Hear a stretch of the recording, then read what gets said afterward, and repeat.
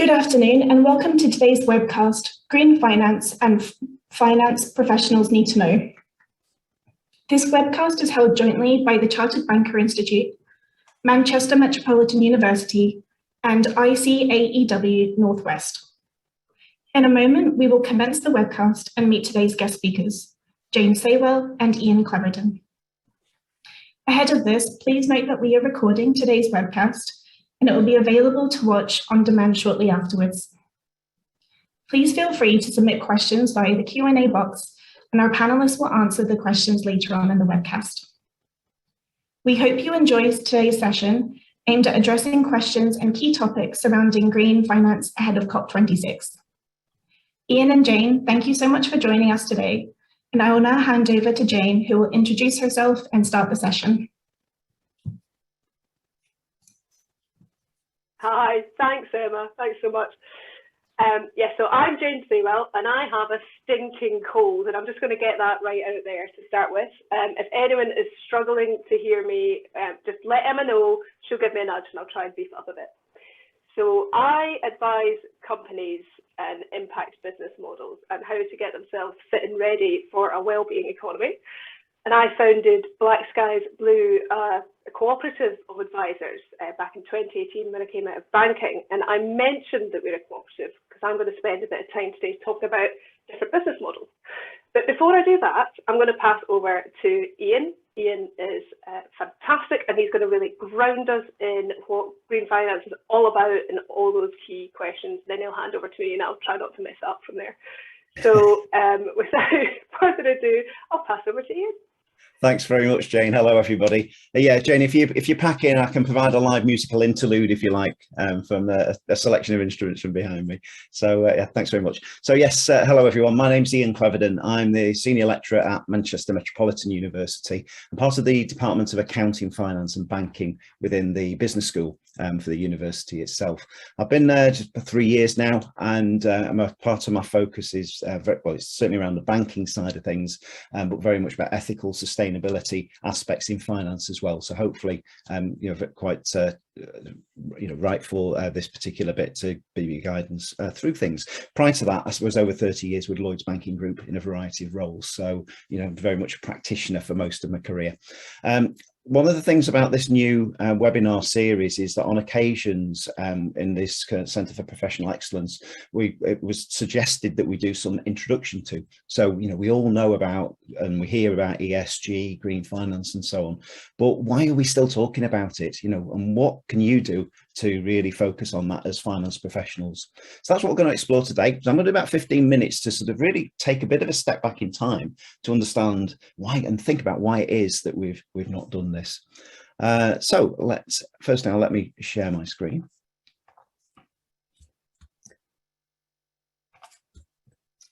There we go. So, welcome to the session. As Emma said at the beginning, there is a chat box for you to pop into. What I'd like you to do, if you can technologically do this for us, it'd be great to know the range of that we've got on here as to in terms of professionals, students, because there'll be a mix of everything. If you could go into something called menti.com, MENTI.com, where you can do that on your phone quite easily, and then there'll be a code. I think Emma's going to put the code in the chat box as well, but it will be up on screen. And I've got two very simple questions that I'd like you to focus on. So the code will be back up. First one is just to get a sample of who's on the call. So which area of finance are you based? So what you find, I can see people are loading in already. In fact, if I take away the image, is to get a sense of, are you in accountancy, banking professional, perhaps you're a business, SME business or student. So let's have a look at that. I'm going to hide it for a moment. So obviously you're getting in there, but just give it a moment. So I can see the numbers pop up on screen. And the reason for asking this is it just allows us to put the focus and the pitch in here for you and so on. Okay, numbers are creeping in nicely. Let's have a look.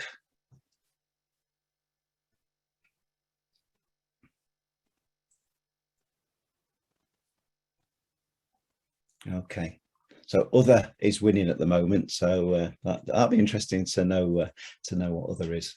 But that's good. So we've got quite a few bankers on the call. So it looks like a decent split, no SME businesses at the moment. Okay.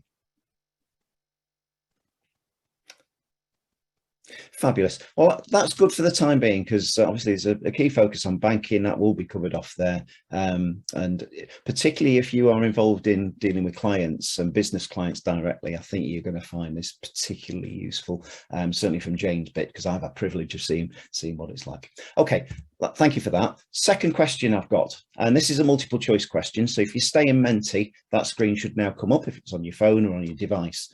And the question I want you to answer, and it's multiple choice: how many litres of water are required to produce the cotton needed to make one t-shirt from the ground right to producing the t-shirt? So I can see the answers flooding in. Should be 4 choices. Okay, we've got quite a few coming through now. So what are we looking at here? So some are saying 72, some are saying 235, and some are saying 2,700. Okay, so yeah, I might have gone a little bit high in the range there. Okay, I'll give you the answer. The 5 of you that have said 2,700, you thought you might have been a wild guess, is absolutely the right answer. One t-shirt, mainly in the production of cotton, and bringing that in there, 2,700 litres of water per t-shirt. Now that is probably the first time I heard it was a frightening statistic. It's from the World Wildlife Fund, have done the research on that. And again, if you Google that and put that phrase in, and particularly with World Wildlife Fund, you can read all about it in the production and how that has an impact. But if you think about the number of litres of water, where cotton's grown is often in areas of drought, you know, and key issues relating to poverty and so on, then how is it that impacting on the environment? So quite a stark statistic there. So thanks very much for taking part in that. I think we're probably all aware that just round the corner now, and this is one of the key focuses and why we've done this ahead of COP26, is this huge climate change conference, which should have taken place last year, but of course we all know why that was. So this is a flagship conference that really action is hoping, you know, we hope to see out of there. But the questions, 2 questions I want to pose here is, why haven't we acted sooner when there have been opportunities? And I'm going to cover some of those off with you. And what can you do as finance professionals and students as well? You know, your contribution, but what can we do to do that? So on this call, if you're a student, you're an upcoming professional, you're looking potentially to go into the financial services world. So what can we do? Well, let's start off with some definitions, because we hear green finance, you hear about sustainability, you hear about ESG, it's a real buzzword acronym that we see, but what do they actually mean? Green finance, what that does, if you think about it in terms of the 2 words, well, it's about finance and investment, but what it does, it's where we can see activities that link the environment and finance and investment. I'll just use an example of 2 banks in a moment who are very much active in doing that currently. But then we've got ESG. What do they stand for? E is environmental. So under that, it's about biodiversity loss. When we talk about greenhouse gas emissions, being carbon neutral, the wind farms that you see around, about renewable energy. So how can we use those to power things going forward, to be more energy efficient? Cars being hybrid and electric rather than from a fuel perspective. The social side, this, if anything, in my opinion and my research shows that the social side gets quite often forgotten about. ESG, we think about sustainability, carbon neutral and so on, but there's this massive social impact, human rights, well-beings of community, labour standards, 2,700 litres of water having an impact on one, you know, to produce one t-shirt. What's happening to the communities that are producing the cotton for that, for example. And then you have governance. So there's the one thing about dealing with the environment, then there's about the human rights side, but the responsibility and the ethical approach that should be taken by boards, by executive directors, non-executive directors, small business owners, to say, actually, we're doing something about it. In those board meetings, is it just about profit? Are we thinking about the planet as well? So some very simple ones. So one of the questions was, why haven't we done this sooner? Well, actually, this has been going on for decades. And you could probably even go back much sooner than this, from 1987. But one of the first ones, I've got the book, Our Common Future, you see, 1987 there. And I just want to read, when you've got the blurb on the back of here, bearing in mind this report was from 1987, and it was a very, very big piece in the time from an economical point of view. The last paragraph of the summary says, our common future serves notice that the time has come for a marriage of economy and ecology, so that governments and their people can take responsibility, not just environmental damage, but for the policies that cause the damage. Most of today's decision makers will be dead before the planet suffers the full consequences of acid rain and global warming, ozone depletion, widespread desertification, and species loss. Most of today's young voters, 1987, that was me, will be alive. So that says we're going to solve the world. 1992 comes along, the Earth Summit in Rio de Janeiro. The Agenda 21, well, the key bit about that was saying that we're actually going to achieve global sustainable development by the year 2000. Enough said. 1997, John Elkington came up with a great it was an acronym really of the 3 Ps, but the triple bottom line. And what he was saying to organizations, particularly multinational companies at the time, thinking about not only have you got to think about profit, but think about your people and think about the planet and what effect you're having on it. So that had quite a resonance. But again, it's why hasn't that gone on? We'll perhaps address that in a moment. Year 2000, Millennium Summit. So 21st century comes in here. Remember Agenda 21 from 1992. 8 Millennium Development Goals were set to try and tackle this. 2015, COP21, okay, the Paris Summit, linked into 17 UN Sustainable Development Goals. Within each of those 17 goals, I mean, if you've got 17 goals to achieve on a to-do list and in your life, are you going to achieve all 17? It's, in my opinion, too many. But sits below that are so many different subsections.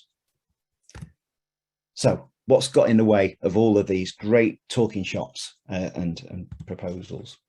One of the major turning points, I mean, basically profit. If you think about how governments work, well, in order to raise, and this is again, partially my opinion, but a lot of it's shared with a lot of people. If you as a government need to raise funds, then what you would do is you would make sure that you can get taxes in. So however you manage that. In a lot of cases, we saw that there was very free rein given in terms of regulation. So, if actually just make sure that you bring in the money in for us to be able to fund education, roads, NHS in UK's situation, for example. But a big wake-up call was where that all came collapsing down from a financial services point of view was at the financial crisis. So you can see the Lehman Brothers, the HBOS situation, Sir Fred Goodwin that was. But then on that was just a bit of that moral and ethical wake-up call. You had the likes of the BP Deepwater Horizon oil spill in 2010, which had a massive impact on the oceans.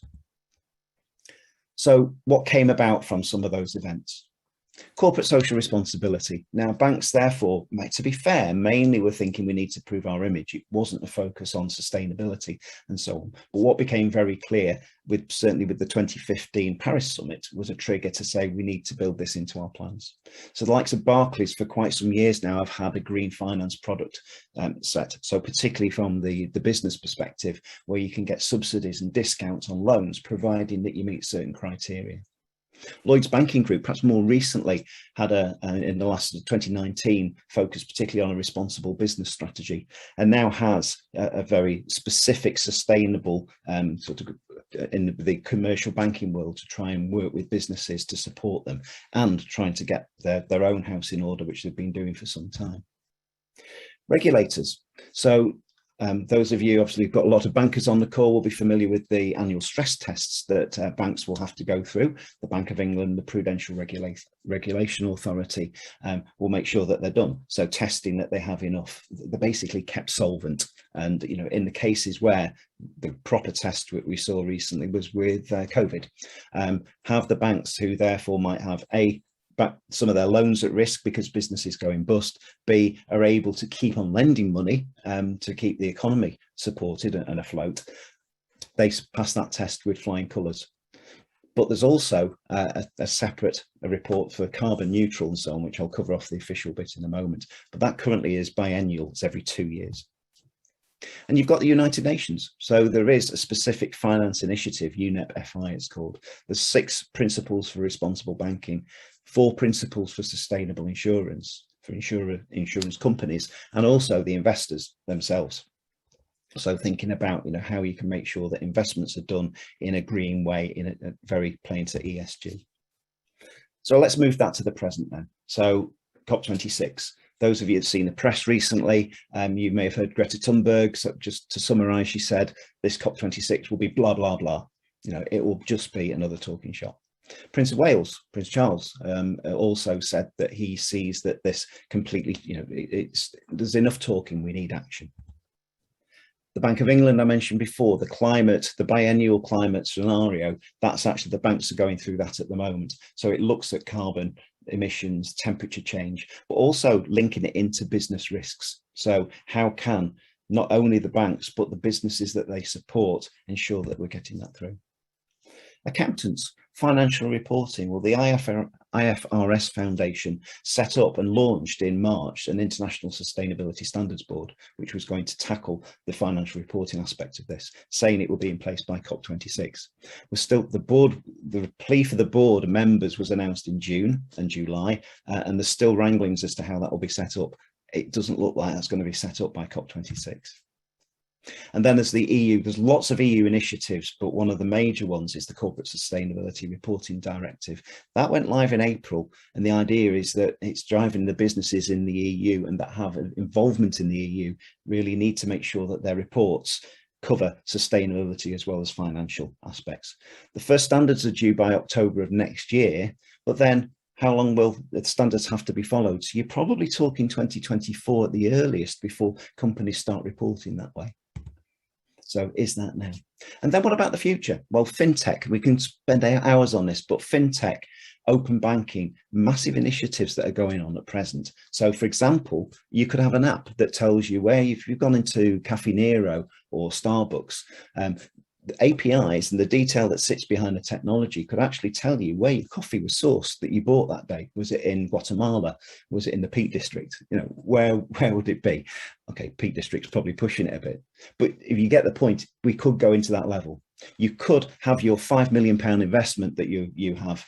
Chance would be a nice thing, but if you had it on an app to look at where it's invested and you heard a bad report from a company, you could actually physically shift your investments. Part of the technology that fintech allows can do that.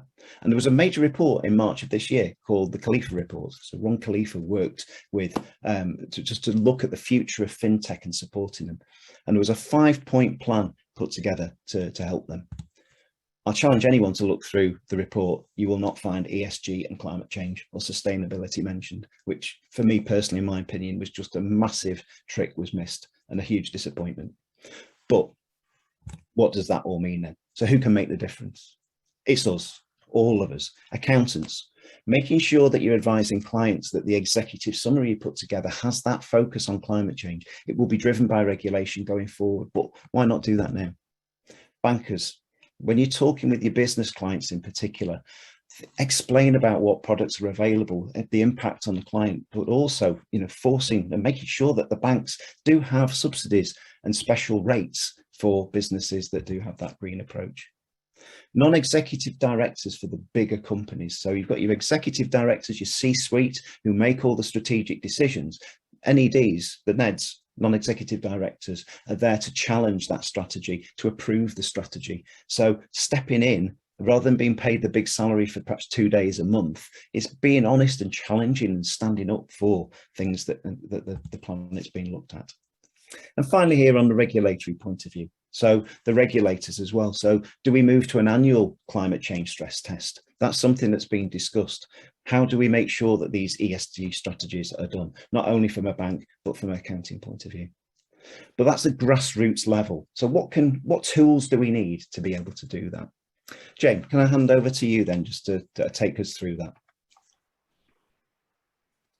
You can indeed, Ian. Thank you so much. Then let me just start sharing my screen. Oh, I've lost it. Share screen. There we go.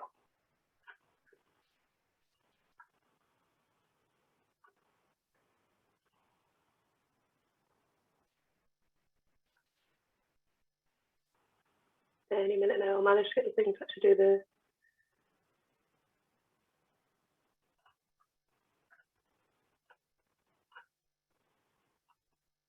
Right, technical difficulties there. Don't know how to make this bar go away. Anyway, I'll just leave it like that just now. But if you press F5 on your keyboard, Ah. you should be able to launch it into slideshow. Oh, you're an absolute star. Okay, so Ian's brought us right up to date. He's brought us right up to speed, hasn't he? And the sort of bigger picture of what I would call the sustainability movements. So what I'm going to do, what Ian's asked me to do is, well, he hasn't asked me to do this, but first I'm going to just depress you some more. I'm going to really grind us down, you know, and then hopefully, once I've done that for a bit, I will bring us back up and I'll start to talk about the movements in sustainability that are giving me real hope.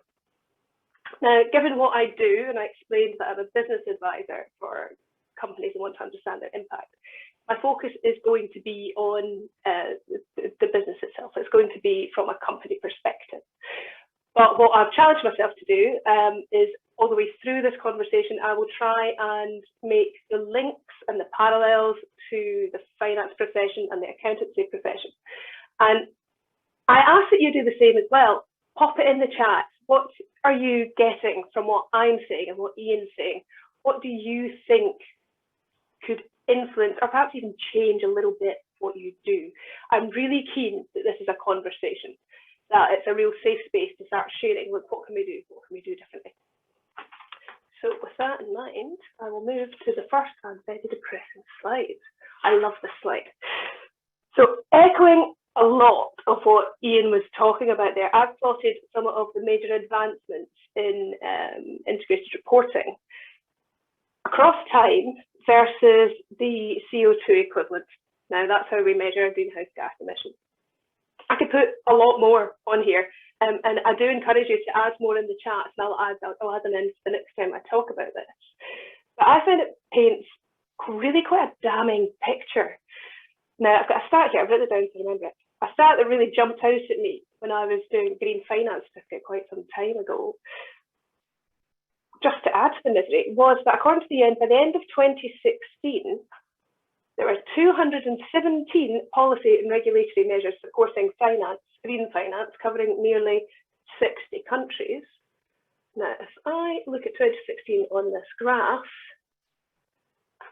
I come to the conclusion that something's not working, right? Something isn't clicking here, because I'm not seeing any dent in these emissions, and I'm conscious I'm focusing on emissions here, not the wider sustainability movement. But what's not working? Well, first of all, a lot of these are voluntary. They're not mandatory. So I'm being slightly unfair here by plotting voluntary standards and frameworks against the GHG emissions. That's not quite fair because they will be mandatory in the near future. Some reasons to be cheerful. Ian was talking about some of them. One in particular is the Big Five. You've got the global reporting initiatives for the GRI, you've got the CDP, you've got SASB, you've got the International Integrated Accounting Council. Now they're all coalescing, they're coming together to align their standards under the IFRS Foundation and the International Accounting Standards Board. Although Ian also touched upon some of the issues they're having there. So it may be that in time, you will see the effects, but that really just takes us to my next gripe. This isn't happening fast enough. So let's not beat about the bush. Climate change is real. Adaptation is a reality. We don't know where the tipping points are, or if we've even just wandered past them already. So it's not fast enough. So if I think about systems thinking, the great systems thinker Donella Meadows teaches us that an influx of information to a system, such that each of these standards or frameworks promise, can be enough to shift a system. But we don't have enough time to play that through from start to finish. So here's the rub, right? I'm an accountant. I'm a management accountant, and in my opinion, a couple of years ago, admittedly, I thought I was amazing and that management accountants absolutely are going to save the world. But I don't think that anymore. Ian talked about John Elkington's People, Planet, Profit mantra. When that came in back in 1997, that was a catalyst for a lot of these frameworks and a lot of the talk about stakeholder capitalism and such like that. 3 years ago, John Elkington recalled People, Planet, Profit, much in the same way you would have thought he could. He said, no, it's due for an upgrade. It's not working. And he did that not because he didn't believe in it anymore. He did, but it had been reduced to an accounting and reporting tool. It was being used by business, as many of accounting and reporting tools are, to show business in a good light. And it was never meant to be just that. It was meant to create system shift. It was meant to promote deeper thinking. When I was reading his essay about when he recalled it, he said, people and planet, yeah, fine. But profit would have been better named as societal profit or economic profit or prosperity would have been a better word. So, you know, even the proponents of a lot of these movements are saying, come on, this isn't working. Which takes us to the next slide, where things get a lot more cheerful. Or it would if the slide would move. Aha, hold on. There we go. So, is it time for something different? Now, I like to make sense of big pictures, right? Well, let me take that. Can I take that annotation away? You're not going to have to watch it now. There. And there's a lot going on right now. Some of it holds great promise if it can be scaled fast enough. This slide is a crude description of what I feel are some of the major movements that give me hope. So I'm borrowing slightly here from Jane Gleason White's book, Six Capitals, where she talks about 4 major movements that are really making a difference, and really making a difference in that system shift. Now, they are integrated reporting, that's what we've just been talking about.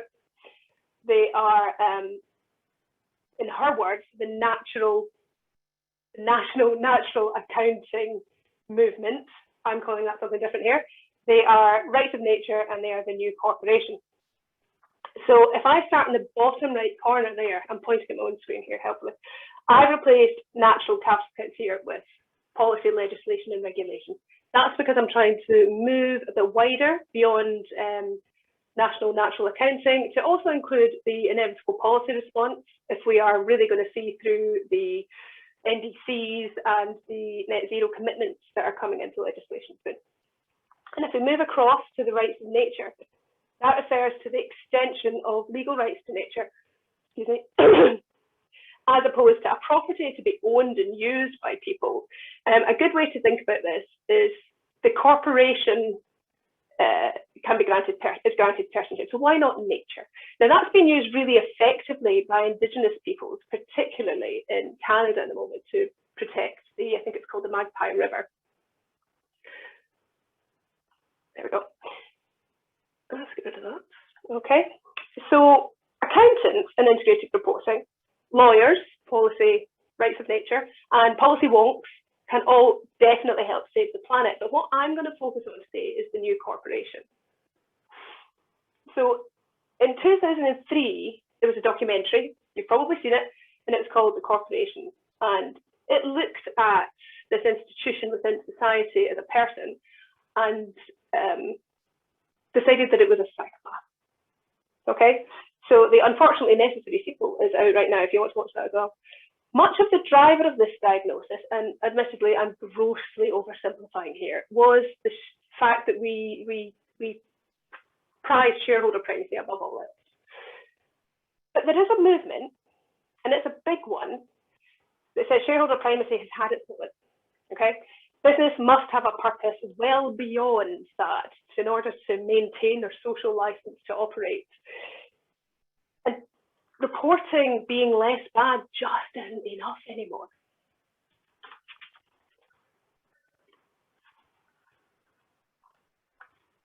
There we go. So if we step back for a moment, we can show where the new corporation is versus the traditional one through the lens of impact reporting. This slide has been generously donated to me, because I can have the technical ability to do that, as you probably know, by Scotland Can Be, who are a fantastic training programme for business impact advisors in Scotland. Now, this slide shows deepening impact over time for a business moving towards becoming a business that's fit for the wellbeing economy. And I'm using that word wellbeing, and I know I will come back to it later on. So a traditional company reports financials, right? Depending on the size, the industry, the regulator, they might also be reporting their social and eco KPIs on top of that. Perhaps that's in line with some of those many voluntary standards that we looked at right at the start. Some may even have started to go beyond those reams and reams of data and started to think about what impact they're having on their wider stakeholders. And that's where the new corporation comes in. The new corporation absolutely thinks in terms of stakeholder impact. They go beyond doing less bad, and they really try and increase their positive impact on their stakeholders. Impact is contextual, so I'm not going to give you a list of stakeholders, but it's likely to include the environment, community, customers, suppliers, and so on. But the new corporation still needs to be financially sustainable for sure, and it has social purpose at its heart. And that and's super important. Social purpose cannot be put aside for profit. Some of these companies go even further and they embed this approach right into their DNA. So they do this by changing or choosing in the first place a different business model, such as worker-owned, cooperative, a KIC, community interest company, or a social enterprise of some kind. But they may also choose a more traditional approach. They may want to be a limited company, but embed the multi-stakeholder governance approach in their articles of association to include this wider stakeholder perspective. Now, some companies that do that because they want to be a B Corp. So what's a B Corp?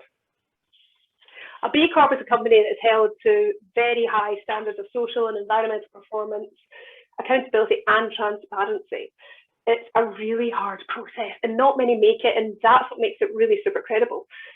B Corps are also required to consider the impact of the decisions across all stakeholders. And as I said, you don't get to be a B Corp unless you have written that into your articles. And one of the things I do is I help companies become B Corps. This is one of my clients. This is Gareth. Gareth was a banker for many years, like many of us. We share the same background in prudential risk. But Gareth was also a frustrated engineer who saw a problem that needed fixing, and he couldn't do it in banking. So Gareth started Gecko Glazing. And Gecko Glazing is a secondary glazing company that aims to solve the problem of badly insulated windows with well-made secondary glazing. But his purpose is twofold. He wants to make a dent in heat loss, yeah, but he also wants to provide a low-cost, high-quality solution. This is something that's not going to break the bank. You can even fit it yourself if you want to. So Gareth wants to succeed financially. Who wouldn't? He's got a mortgage to pay like the rest of us. But he also wants to maximise his positive impact and minimise his negative one across his stakeholders. And he really wants to do that. And he doesn't want to do that just because it looks good, although that helps, working towards becoming a B Corp pending. Now, B Corp pending is a designation for companies that have been in business for under a year. To do this, Gareth has had to change his articles of association, and he's had to make his way through the B Impact Assessment. Now, that's a tool that's been created by BLAP for companies that want to measure their sustainability, open to anybody, totally open source. But for Gareth personally, this has meant that while scaling a new award-winning business, he's also had to write this down, over 120 in-depth questions, looking at things like his working practices, his policies, his environmental impact, and the list goes on. And he's delighted. When we completed his BIA, Gareth shared how pleased he was that he'd really thought this through before he scaled at this, even though it was really hard, because he got, and it was a really important point actually, that to retrofit this, to change the culture of an established business is even harder. But it doesn't stop there. Gareth only gets to be a B Corp pending for a year.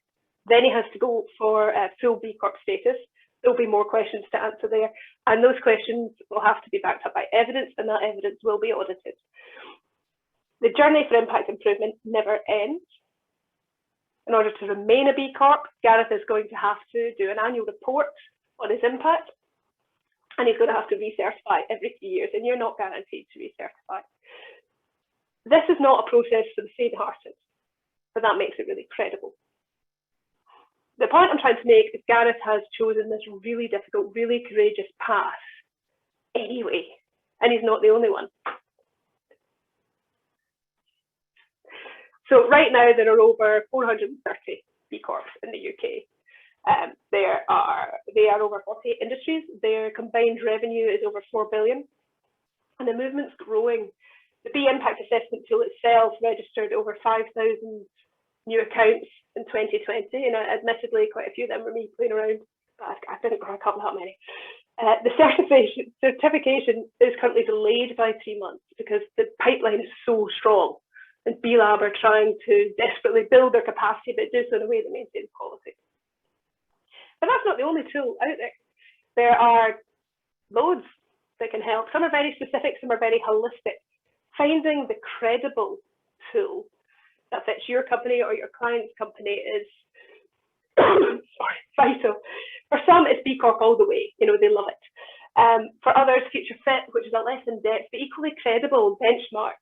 You might want to use that. If you want to talk about the SDGs, you might want to use the SDG Action Manager, although many of the others also map the SDGs anyway. But I promise to try and make this relevant to you. So as the new corporation movement grows, it's vital that the business support system, which includes bankers and it includes accountants, keep up. And some really are. A good one is Virgin Money. Virgin Money provides sustainability-linked loans connected to the Future Fit accreditation. They've invited other banks to join them. They have developed a sustainability app that any business can use. You don't have to be a Virgin customer. Again, using the Future Fit tools and tips in there. Anecdotally, investors are starting to use B Corp certification to filter their prospects and cut through some of the due diligence that they would have done in the past. Not that that seems to be a problem for B Corps. I picked up some research last night, and B-Lab had found that in 2020, 65% of B Corps who saw equity finance sourced all or more of what they were after, compared to 56% of SMEs. Coops, the private banking arm of NatWest, has recently announced its own B Corp status. This adds to the 16 existing investment managers I managed to find in the B Corp tool. And I've personally also noticed increasing interest from accounting practitioners in the certification. They've either been asked about it by their clients or they're interested in it themselves. And on that note, because everybody loves a bit of case study, there's something really interesting again that I found on the same article last night, that B Corps have proven to be far more resilient during COVID. Only 33% of them implemented a furlough scheme, and I think it was 66% for the national average. And what I really liked was that 47% of B Corps reduced management team salary compared to a fifth of senior UK managers. But impact measurement alone doesn't create systems change any more than all those frameworks and standards that were voluntary did. Okay, think back to that, that big picture that I was trying to paint. This is only one strand, the new corporation. It's only one strand. And it's a strand driven by consumer demand, and it's driven by particularly progressive companies who are willing to go there. Systems change, you can't get away from it. Systems change is political, and it's going to take a whole load of different agents and actors mobilizing a multitude of strategies to make it a reality. That includes bankers and accountants too. So to help create shift, businesses need to become activists. And I think that accounts for bankers and accountants as well. Now, to go back to that time versus impact graph that Scotland Can Be gave me, that was an evolutionary journey from a traditional financial reporting to a wellbeing business via impact reporting. It was swirly and it was colourful, and that's to show that the journey is not a linear one. It takes time and it takes effort, and it takes the support of bankers and accountants. It also brought in the concept of a wellbeing business, which I've cheerfully avoided ever since. Scotland is aiming to be a wellbeing economy. That means an economy that serves the well-being of people and planet. That is an economy that is a means to an end, not an end in and of itself. We're in great company. Other well-being governance includes New Zealand, Iceland, Wales, and I think Finland are in there now as well. But as we learn from Gareth's journey, although we need courageous businesses and business support professionals to help us move towards that, it's hard, you know? It's a new way of thinking, it's a new way of being as a business, and it goes against the grain a lot of the time. So there are other movements also trying to push, they're also trying to build the infrastructure to make impact business models the norm. I'm not going to go into all of them, you can look them up. I pulled out a couple of them, one that's really popular and one that's fun. So you've got the Better Business Act there, that's pretty well known. That's a movement to try and change Article 172 of the Companies Act to make multi-stakeholder decision making the norm, to build that in. That's not going to make impact business models mandatory, but it's going to make it a lot easier to be one. And then I'm going to just talk for a minute about zebras, because I love the zebra movement. The zebra movement was a reaction to the unicorn funding narrative. It was started up by two tech founders in San Francisco who were so frustrated. They were being completely ignored because their ideas were primarily aimed at creating social impact. Unlike unicorns, zebras are real. They are black and white. They are trying to be profitable and improve society. They say no to the hockey stick, you know the hockey stick, and they aim for regenerative growth instead. Now, it might have started in San Francisco with the brilliant mantra, what unicorns break, zebras can fix, but it's now worldwide. There are chapters in Scotland, there's a chapter in London. And what we're trying to do is create a mutual support system to bring together funders and founders and investors together to try and find ways to support one another to create better businesses. When they get together, they call it a dazzle con, because a herd of zebras is a dazzle, which I just love. So finally, I've produced this slide, and it's to take away. It's in case you want to find out more. But I really want to finish off by saying, I don't have the answers. I don't think anyone does, because there isn't any one answer. I've been talking to you about quite a specific area, how companies can move towards being well-being businesses and fit within that well-being economy. It's going to take a mix of movements, legislation, regulation policy, and activism to solve man-made problems such as the climate change and keep us within safe planetary boundaries, but meet all our needs. I'm managing to shove a bit of donut economics in there as well. You're bound to have a different take, and you're bound to have a different angle than me on exactly how that happens. You might be more into green finance, you might be more into making sure green bonds are credible. Take the green finance certificate. You might be interested in your employer becoming a living wage accredited, join your union. You might be interested in increasing diversity on your board. But what I believe is important, and I think that's what Ian was saying as well, is that we must take a step back, and whatever the initiative is, think, is this really moving us towards where we want to go? Is whatever it is, you want to go, I want to move to the wellbeing economy, you might be net zero. But be an activist and challenge strategy. Think big, find your tribe. There's bound to be a group of people equally excited by whatever you're excited by. I'm excited by lots of things, you can tell. Now, I started this talk off by challenging myself to make my lived experience relevant to accountants and bankers. And in my head, I think I've done that. But I welcome you to jump on the chat, jump on the Q&A and tell me I'm completely wrong and we should all be doing something different. And with that, I will pass it back to Ian. Thanks very much, Jane. There's some great tools that you've shared there as well. I've had the benefit of just keeping an eye on the Q&A and have a look what's coming in there. So I've just made a few notes. So I'll let you grab a drink and so on, and then perhaps just chip in as well as we go along. So firstly, thanks very much for that. Keep the questions coming in that you've got. So we've had some really interesting one. The first one was that I spotted was what are you hoping for COP26 to achieve? And so I thought, crikey, yeah, there's so much there. And I thought it's a great question. And I think what I'd encourage everybody to do is to follow it and see from an ethical and a moral point of view, you know, is it doing what you would expect it to do? But I think there's three key bits for me. We need to streamline the goals. So, you know, we've had 8 Millennium Development Goals, we've had 17 Sustainable Development Goals, we've had subsections under each of those goals. Where do you start? It links into another question that came in later on, actually. So streamline the goals.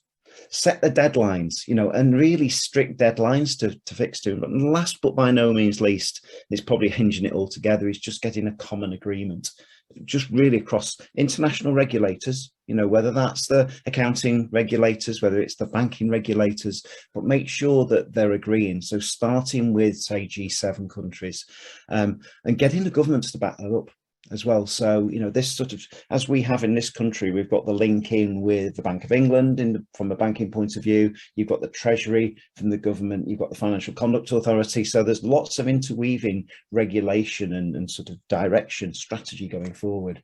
It's getting that working. So, Jane, on that question about what COP26 to achieve, what are your thoughts on that? Oh, I have so many thoughts. First of all, I'll put a disclaimer in there that I aren't very hopeful that it's going to achieve anything particularly useful. And the reason I think that is I look back at the Paris COP and I think, well, what worked there? And what worked there is the developing countries really got together with a few developed countries to create a coalition that really put pressure on people like China to get their act together, to really commit. This time round, and I was listening to some of the Radio 4 about this morning, this time round I see Britain in the hot seat. I see a Britain that's more interested in trade deals. I see a Britain that's walked away from those developing countries and ignored climate justice. So if I was to wave a magic wand, what would I do? I'd probably bring Christina Figueres back, actually, and get her to put them all back into shape. So although I'm not hopeful about the actual political negotiations that are happening at COP26, I'm hopeful that that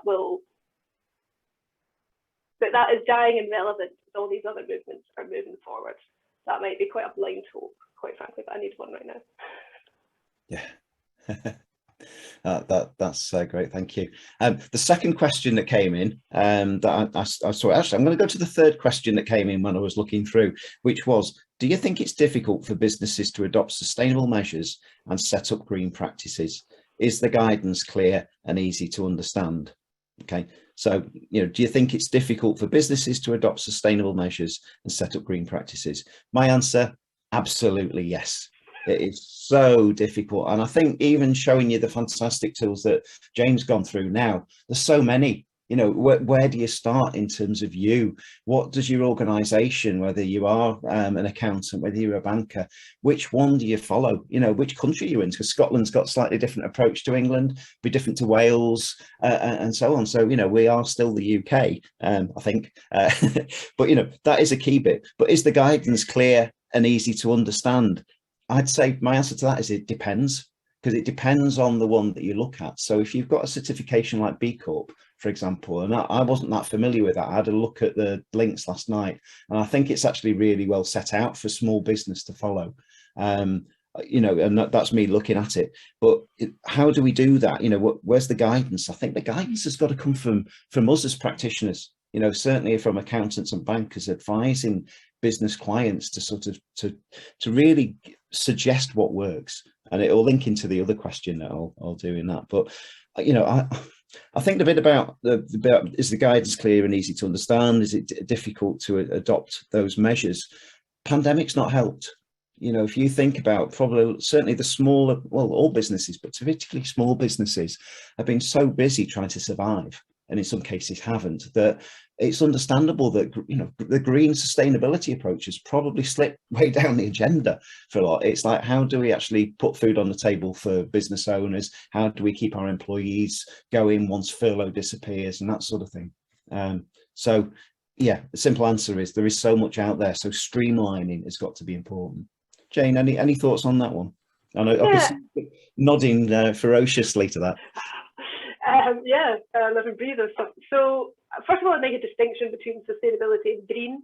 Green is within sustainability. Sustainability tends to look holistically, at its most basic. Don't mess everything up for the next generation. Be that inequality, be that the climate change. There's so many different aspects to it.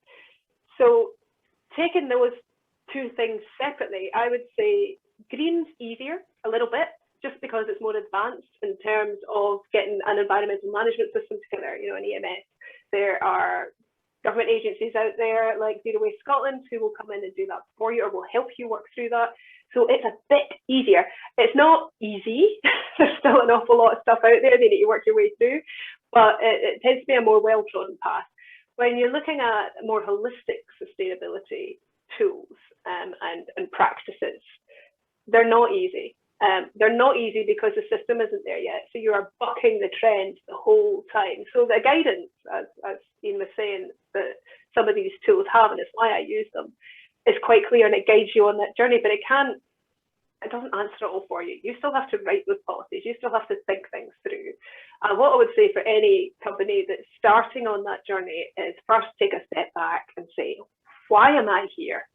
What am I trying to achieve? What's the purpose of this business beyond making money?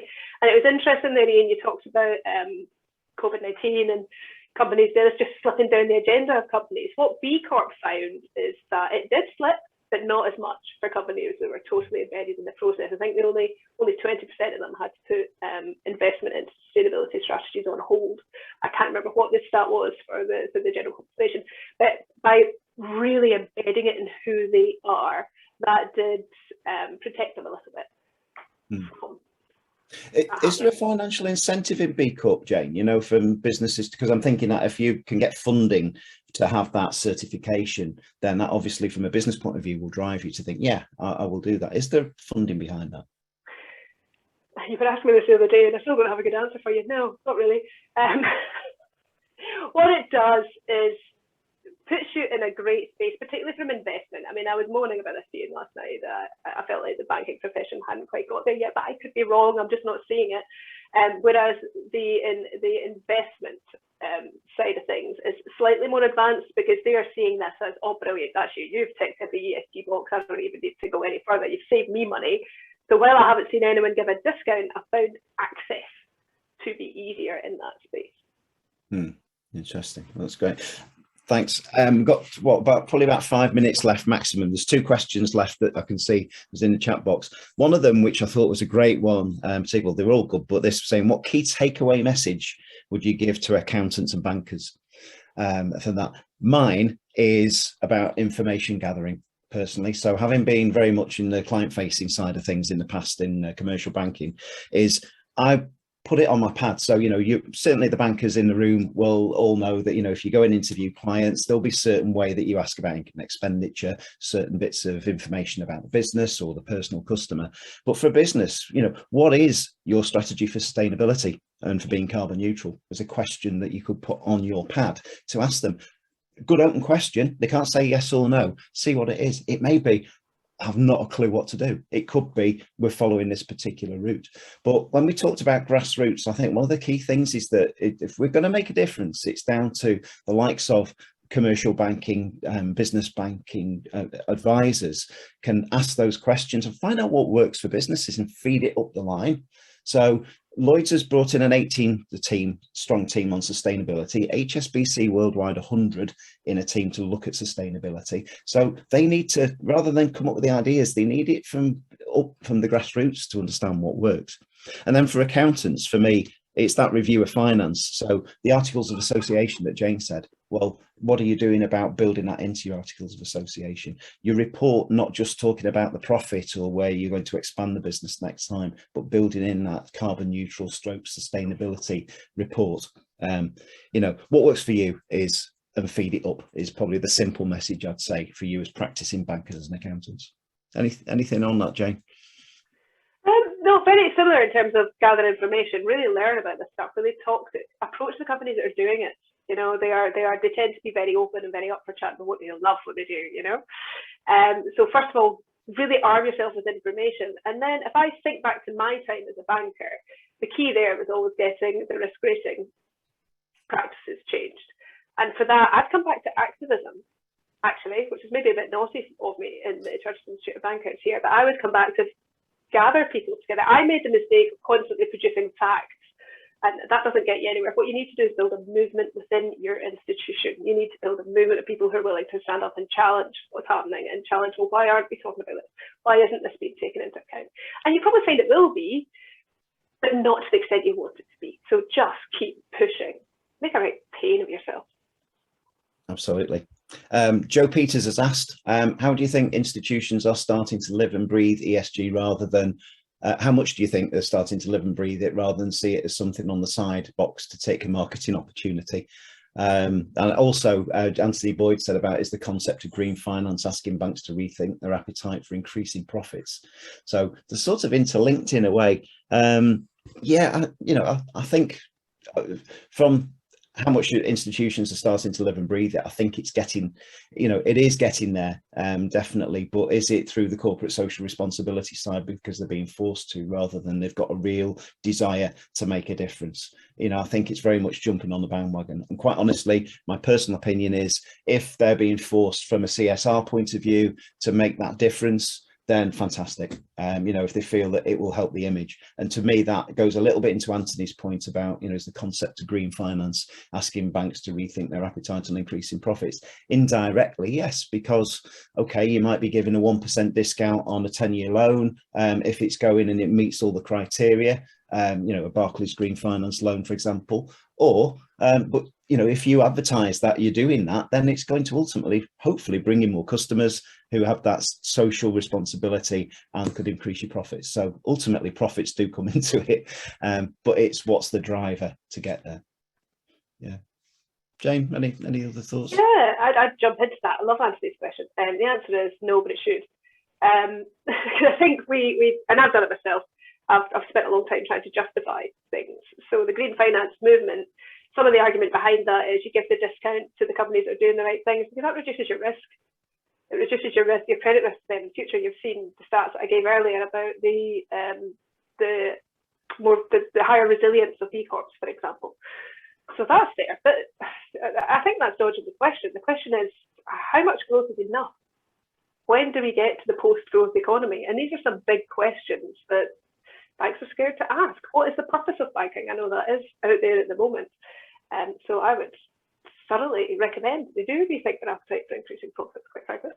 And if I look at Joe's question, how much do you think institutions are starting to live and breathe ESG? Not as much as they should be. Things aren't happening fast enough. But I do take hope that there are these grassroots movements, these companies that are absolutely forcing it, and they want to embody this. They don't want to have it on the side, and they're really humble that they're doing the best they can, but whatever they do will never be enough because the earth is a very complex system. So I'm sorry, I feel like I'm not cheering anyone up here with my answers. Well, I think the message here, because we're less than a minute to go, the message is, what can you individually do? What one thing can you do different from 2 o'clock onwards today than you did before 1 o'clock to make a difference with you, particularly if you're practicing with clients and so on? What is that one thing? Just keep it simple as one and make that little bit of difference and work on it. And then feed that upwards to your bosses, feed that up to the teams that look into all of this. So we'll come to the end of that, Jane. Thanks ever so much. I hope all of you watching this found this useful. I think there's a questionnaire coming out, so obviously tell us what you think in this sort of introduction to types session, but also what other types of topics would you like us to cover going forward on this Centre of Professional Excellence webinar. So thanks very much, everyone. Thanks for your questions to those that submitted, and I think you might have the opportunity to submit some more. We'll gladly come back to you if need be, and find us on LinkedIn as well if you need to. So thanks very much, everyone, and we'll have a nice rest of your day.